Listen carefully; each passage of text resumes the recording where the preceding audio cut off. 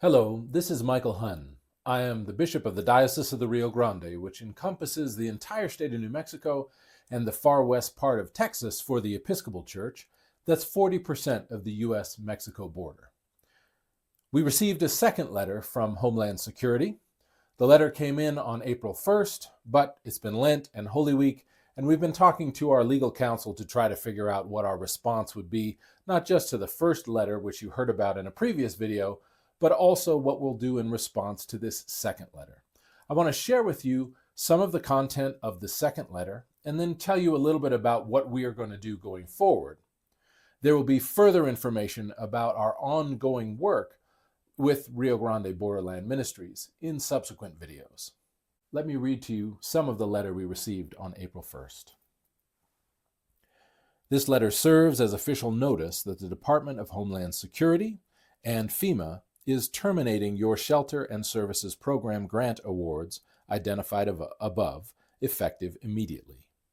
Your agency received the grant awards identified above to carry out the purposes of the SSP identified in the awards' respective NOFOs. The department, consistent with President Trump's direction, is focused on advancing the essential mission of enforcing immigration laws and securing the border. Consequently, grant programs that support or have the potential to support illegal immigration through funding illegal activities or support for illegal aliens that is not consistent with DHS's enforcement focus do not effectuate the agency's current priorities. Now, hang on a minute. I've got to stop right there. I can understand how one administration might have a different policy focus from previous administrations, but everything we did in our shelter program was in compliance with DHS and FEMA and the grant that we applied for. In fact, as I mentioned in our previous video, every person we looked after in our shelter was here legally. We served no one who was here illegally, and we were not a part of supporting any illegal immigration into the United States. We worked with people who were legally claiming asylum according to the government's process to legally claim asylum. The letter continues. The previous agency priorities under fiscal year 2023 and 2024 were to provide funding to non-federal entities to provide shelter, food, transportation, acute medical care, and personal hygiene supplies for individuals released from DHS short-term holding facilities. That's exactly right, and that's what we did. We, under the law, provided shelter, food, transportation, acute medical care, and personal hygiene supplies for individuals released from DHS to short-term facilities such as our shelter. That's what we did. It was completely legal and in compliance with the government program that the government set up. The letter goes on. The individuals receiving these services often have no legal status and are in the United States unlawfully. Hold on, that's not true. Everyone we worked with was here lawfully as a part of their claim to get asylum in the United States. The letter goes on. Individuals receiving these services often have no legal status and are in the United States unlawfully, such as those awaiting removal proceedings. We never worked with anyone awaiting removal proceedings. That's not what we were doing. This, in turn, provides support for illegal aliens and is not consistent with DHS's current priorities. Again, let me say it again loud and clear so everybody can understand. We were not supporting illegal aliens. We were working with people legally claiming asylum under the government's program. So what are we going to do about this letter? Well, first of all, the federal code that they're quoting in this letter does not allow them to cancel the program without first proving that we have violated the terms of the program.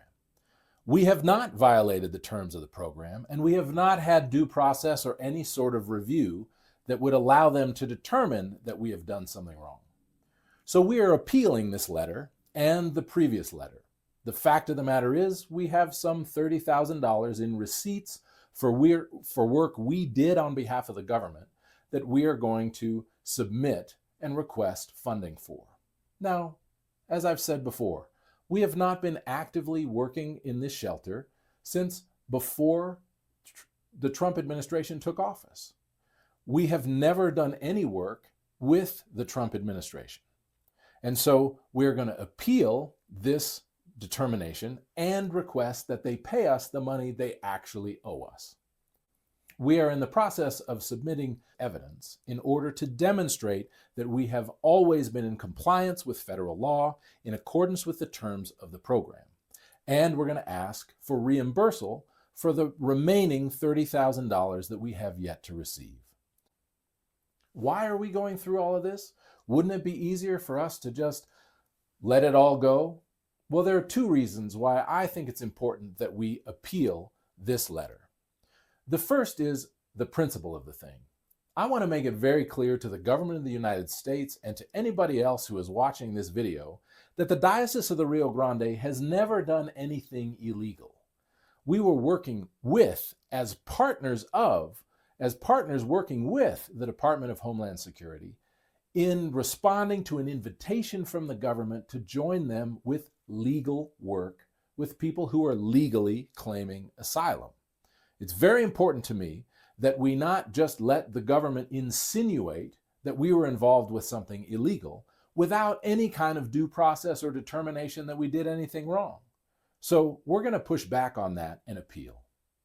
The second reason I think it's really important that we communicate to you in this way and communicate this to the government is to remind everybody that a person seeking asylum in the United States is not an illegal alien. They are following the law by legally claiming asylum because they are running for their lives. Now, such people do have to go through due process. They have to have interviews and go before judges to make sure that they are actually claiming asylum. And the government has a process to do that. So it's important for people to understand that if you claim asylum, there's a legal process you have to go through. But under that legal process, you have certain rights. You have a right to be heard about your claim to asylum.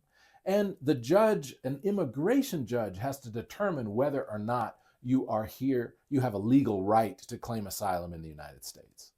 So I think it's very important that everybody really understand that just because a person is trying to claim asylum, that does not mean that they are a criminal, and it does not mean that they are here illegally.